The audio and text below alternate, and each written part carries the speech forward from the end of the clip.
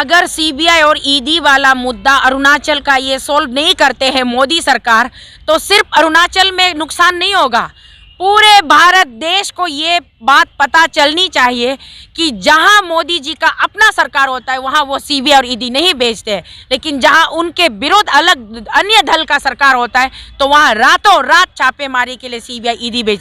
मतलब सीबीआई और वापिस अरुणाचल जब जाएंगे तो हम घर घर पहुंचेंगे, हर एक जिले में, हर एक गाँव में, हर एक घर घर पहुंचेंगे।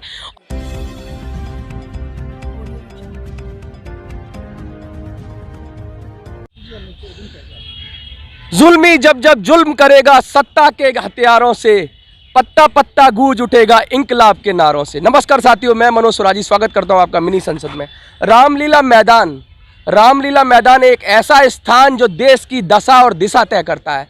लोकतंत्र में राजनीति का अगर उदय होता है तो रामलीला मैदान की वानगी भर है, जहां से सत्ता की सरकारें उखाड़ के फेंक दी जाती हैं। वो चाहे कांग्रेस की सरकार हो या बड़ी से बड़ी सरकार हो, उनकी नींव हिला दी जाती है। ईंट से ईंट बजा देते हैं रामलीला मैदान में जब आंदोलन होते थे।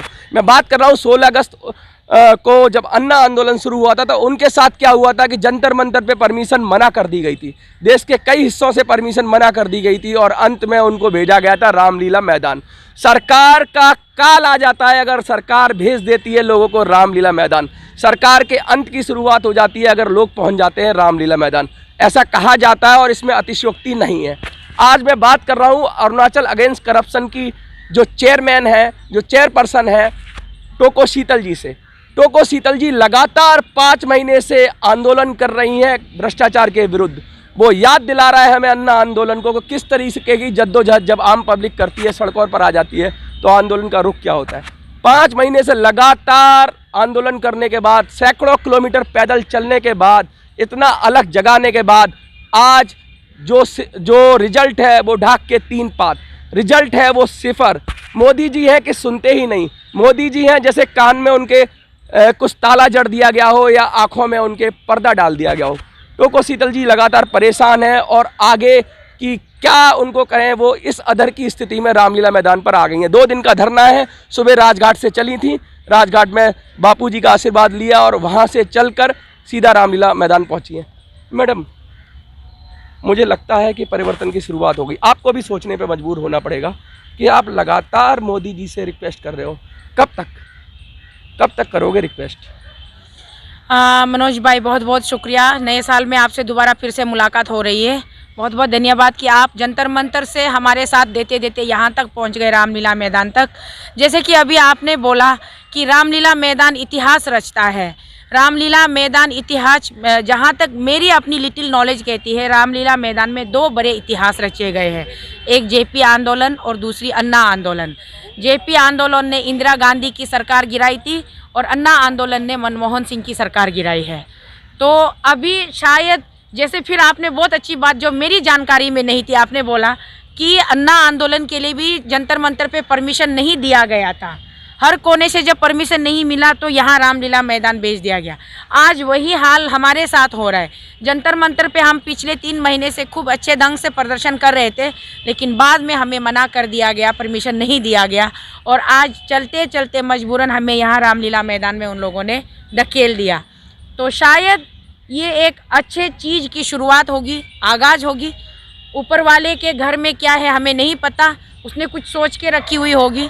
तो शायद रामलीला मैदान इस बार अरुणाचल के जरिए से तीसरा इतिहास रचने जा रहा होगा।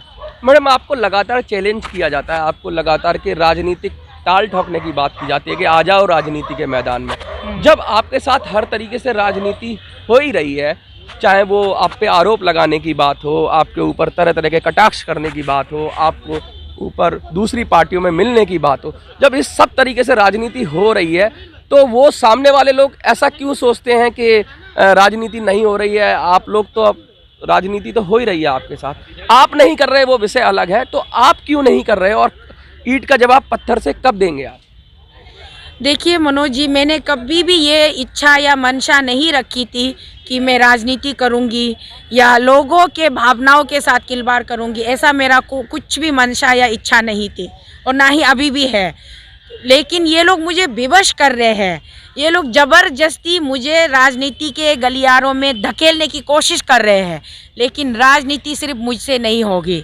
अगर मुझे अपने लोग चाहेंगे, हमारे अरुणाचल के जनता कहेंगे कि नहीं अब बहुत हो गया, बस हुआ, मैं जनता ही हमारा सब कुछ है। मैं खुद भी जनता हूँ और मेरी इतनी औकात नहीं है जितने वो लोग सैकड़ों करोड़ रुपए खर्च करते हैं राजनीति में। अरुणाचल का राजनीति सबसे एक्सपेंसिव राजनीति होता है पूरे इंडिया में। एक एमएलए का सीट जीतने के लिए आपके यहाँ एक एमएलए के सीट में नहीं बोलने से भी 2-3 लाख वोटर्स तो होते होंगे।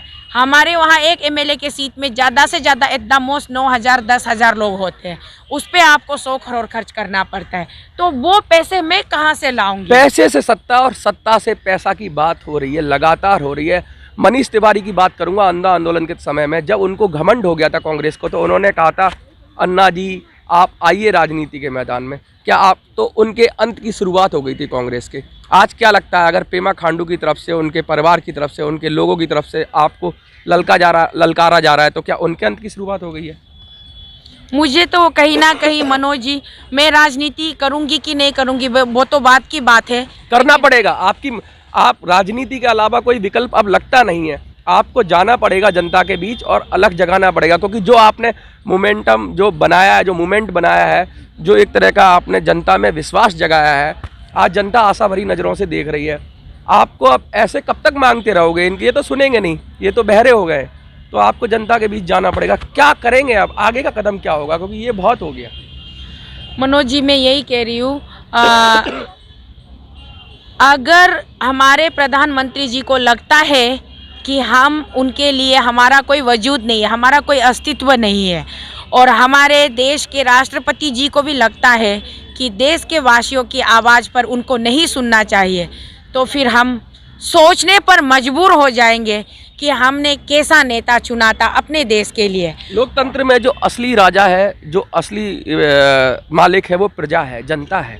तो आप मोदी जी के पास क्यों जा रहे हो? जनता के पास, वैसे आप जनता के पास भी जा रहे हो, लेकिन सीधा सीधा क्यों नहीं? अब गांव-गांव में घर घर जाकर आप दिखा दो इनको सबक सिखाना बहुत ज़रूरी है। अगर इनके कान पे जू नहीं रेंग रही तो इनको सबक सिखाना बहुत ज़रूरी है।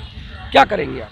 ये तो सीधा आप ब्लंट क्वेश्चन पूछ रहा हूँ आपसे। हाँ, ये तो मनोज जी, ये तो हमने पहले भी पिछली बार के हमारे प्रेस ब्रीफिंग में हमने सार्वजनिक कर दिया था कि हम अब जो है दिल्ली से हम वापिस अरुणाचल जब जाएंगे तो हम घर घर पहुंचेंगे, हर एक जिले में, हर एक गांव में, हर एक घर घर पहुंचेंगे और घर घर पहुंच करके अपने माता पिताओं से हम विनती करेंगे, हम उनसे सवाल जवाब करेंगे कि आपको कैसा प्रशासन चाहिए। आपको अगर भ्रष्ट वाला प्रशासन चाहिए तो आप भ्रष्टखोरियों का साथ दीजिए। मुझे खास करके मुझे भ्रष्टाचार वाला प्रशासन नहीं चाहिए। तो जहाँ कहीं भी भ्रष्टखोरी नेता जहाँ इलेक्शन पे खड़े होंगे उसके अगेंस्ट में कैंपेन करने के लिए मैं तो कोसीतल वहाँ पहुँच जाऊँगी और मैं उसके अगेंस्ट में ज़रूर कैंपेन करूँगी। मैं पैसे नहीं है मेरे पास बांटने को, लेकिन जो सच है, सच्चाई उनके सामने मैं ज़रूर रखूँगी। जनता का ही पैसा है और जनता का ही पैसा जनता को देकर जनता को ठगा जा रहा है। ये जो चिंगारी है आंदोलन की, अब ये 16 बनने वाली है। अगर अब भी सरकार नहीं चेती और मोदी जी अब भी नहीं चेते, अगर उन्होंने अब नहीं कोई निर्णय लिया सीबीआई और ईडी के मामले में, तो लगता है कि अरुणाचल का ऊँट किस करवट बैठ जाएगा इसकी कोई गारंटी नहीं है। और आंदोलन लगातार जोर पकड़ता जा रहा है, क्योंकि जब जब रोका जाता है, ये अगर सीबीआई और ईडी वाला मुद्दा अरुणाचल का ये सोल्व नहीं करते हैं मोदी सरकार, तो सिर्फ अरुणाचल में नुकसान नहीं होगा, पूरे भारत देश को ये बात पता चलनी चाहिए कि जहां मोदी जी का अपना सरकार होता है वहां वो सीबीआई और ईडी नहीं भेजते, लेकिन जहां उनके विरोध अलग अन्य दल का सरकार होता है तो वहां रातों रात छापेमारी के लिए सीबीआई ईडी भेज। मतलब सीबीआई और ईडी क्या हो गया? बीजेपी सरकार का एक सर्वेंट बन के रह गया। कोई इंडिपेंडेंट सेंट्रल तोता कह रहे हैं इन्वेस्टिगेटिंग एजेंसी नहीं रह गया, अब उनका निजी प्राइवेट सर्वेंट बनकर रह गया। जब चाहे स्विच दबा दे, जाओ मनीष सिसोदिया के घर तो वो पहुंच जाता है, जाओ ममता बनर्जी के घर तो वो पहुंच जाता है, जाओ उद्धव ठाकरे के घर तो वो पहुंच गया था। वहां पे भी आपने देखा किस तरीके से उसका दुरुपयोग करके उद्धव जी का सरकार गिरा के देवेंद्र फडणवीस जो हमारे पूर्व मुख्यमंत्री थे महाराष्ट्र के, वो आज उप मुख्यमंत्री का पद स्वीकारने पर इतना मजबूर, इतना निचले दर्जे तक सत्ता के लालच में कैसे गिर सकता है। लगातार आरोप लग रहे हैं कि सीबीआई सरकार का तोता है, और वो बात सत्य भी सिद्ध होती है जब लगातार जनता गुहार लगा रही है, सीबीआई और ईडी की मांग कर रही है, उसके बाद भी अगर सत्ता नहीं सुनती है, मोदी जी नहीं सुनते हैं, तो मामला बहुत गंभीर हो जाता है। मुझे लगता है कि इस पर अब अगर कोई एक्शन नहीं लिया गया तो बात मोदी जी के भी हाथ से निकल जाएगी, और जो बात निकलेगी तो दूर तलक जाएगी, वो अरुणाचल तक सीमित नहीं रहेगी, वो देश के कोने कोने में जाएगी। और 2024 का इलेक्शन देश के कोने कोने में हम खुद जाएंगे, हर एक राज्य में जाएंगे और बतलाएंगे कि कैसा तानाशाह सरकार, कैसा अंधा सरकार, कैसा गूंगा सरकार, कैसा बहरा सरकार देश में चल रहा है। देखिए, बहुत ही